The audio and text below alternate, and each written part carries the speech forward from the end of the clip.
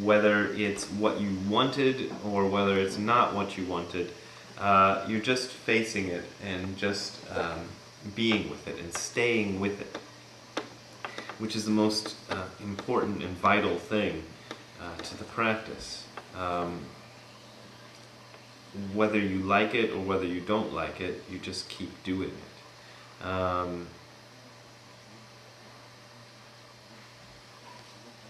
And eventually, as you continue that sort of practice, it gets better and it gets easier. But it's still not entirely effortless, I think. Or effortless in the way we usually think of effortlessness. So those are the four key points that Dogen talks about in terms of Zazen practice. And he wrote a fairly short piece early on in his career called Fukan Zazengi, which is a standard method for practicing Zazen. And this piece is not traditionally part of Shobogenzo. In Shobogenzo, there's a chapter called Zazengi, which is very much related to Fukan Zazengi, but it's not generally part of Shobogenzo. And Nishijima Sensei just recently translated Fukan Zazengi, but it's a bit of a work in progress. He put it up on his blog, and I printed it out, and I'm going to read not the entire thing to you, but bits of it to you. But as I read this, I'm going to be correcting some of his weird English as I go along. But this kind of expresses Dogen's core ideas about Zazen. And what kind of made Dogen unique is that that he really was this big advocate for Zazen, and he believed that Zazen was for everybody. It wasn't just for temple priests or monks. Anybody could do it anywhere, and so one of the standard English translations of Fukan Zazengi, the title is Recommending Zazen to All People. In general, when we pursue the truth, the fundamental truth pervades throughout the universe, and so it seems to be completely unnecessary for us to rely upon the practice or experience of Zazen. Furthermore, the methods of arriving at the fundamental principles naturally exist, so how is it necessary for us to exhaust our efforts to get the truth? So that kind of sets out a core idea within Buddhism and within actually Dogen's life, which is that early on he had heard that that what we attain in Buddhism is our natural state, and he wondered, well, why do we have to do anything to have our natural state? Because our natural state is just whatever. So why do you have to do any kind of experience or practice to attain it?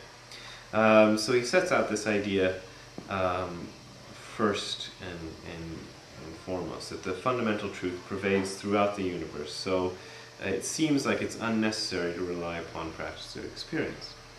It seems like it's unnecessary because we think it must be unnecessary, but when we actually live our lives, we find that it's not working out most of the time. Actually, that's what brought me to Zazen practice, was that understanding, or that feeling that things were not going right.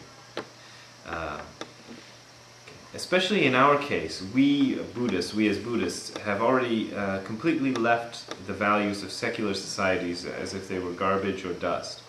How is it necessary for anyone to believe in the necessity of methods to brush or wipe away these secular values? So if you're a Buddhist, you've already given up these secular values, so why would we have to wipe them away? Generally speaking, we usually haven't lost the adequate situation. This is one of his rough translations, I think. So how is it possible for us to, how is it necessary for us to utilize even a bit of the tip of the edges of the feet meaning even to use this little bit of effort to do zazen practice. However, even if there was just a bit, the smallest gap, then the gap would become larger as if it were the distance between heaven and earth. And if the smallest difference slightly occurred between right and wrong, we would lose our mind perfectly in confusion. So this is kind of the answer to the questions that are posed in the beginning. When there is a gap, the distance is like the distance between heaven and earth. When we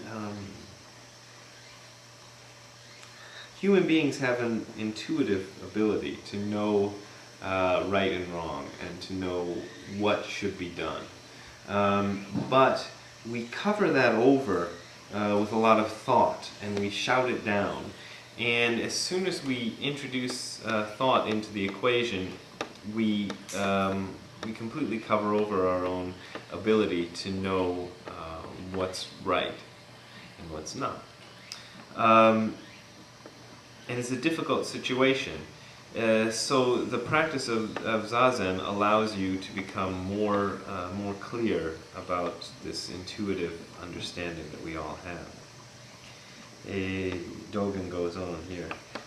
Even if we were proud of our sharp intellectual understanding and were full of intuitive ability, getting sharp intuitive enlightenment in a perfectly independent area, getting the ultimate truth, clarifying the human mind, and even though we were elegantly strolling through the situations, having strong confidence that our intellectual thinking ability has surely entered into the real world, and having a mind so strong and sharp that it pierces heaven, when we actually look at the situations, it seems to be perfectly impossible for us to avoid the faculty of intellectual consideration to get the vigorous state of real action in the area of reality.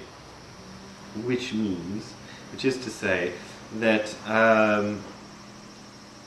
once the intellect gets involved, we have a very strong tendency to go with that because of the way we've been raised to pay so much attention to our thought and our thinking ability. And what Buddha discovered was that there was something beyond thinking. And sometimes this comes up when people hear that word beyond thinking. They think it must be something really fantastic, but beyond thinking isn't really anything fantastic. Beyond thinking is just what you do every day in every situation. If you were to try to describe even the most simple action you take in a way that is completely clear and completely understandable, you could spend a lifetime trying to explain the action of picking up a bottle of water and drinking it in a way that would be completely unambiguous. We have this idea that just because we can say a word and have somebody sort of make a mental picture and communicate something, that thought can grasp everything. It's sort of a mistaken idea that we have about thought. But it really can't grasp a whole lot. It's actual action that's important. Furthermore, we can even trace even the clear footprints by the genius Gautama Buddha of Jetavana, who made his efforts to practice zazen for 6 years, and we can still hear today the famous master's talks from Shorin Temple, which means he's referring to Bodhidharma, who practiced zazen facing a wall for 9 years. Legend has it that Bodhidharma practiced facing a wall for 9 years until his arms and legs fell off, which is why he's depicted like that over there. He's got the round body with no arms and legs, because his arms and legs have fallen off because he did so much zazen, which is probably just poetry. I don't think his arms and legs ever fell off. But I came across something on the internet where somebody was getting kind of upset about that and used it as one of many examples of Buddhist practice being masochistic.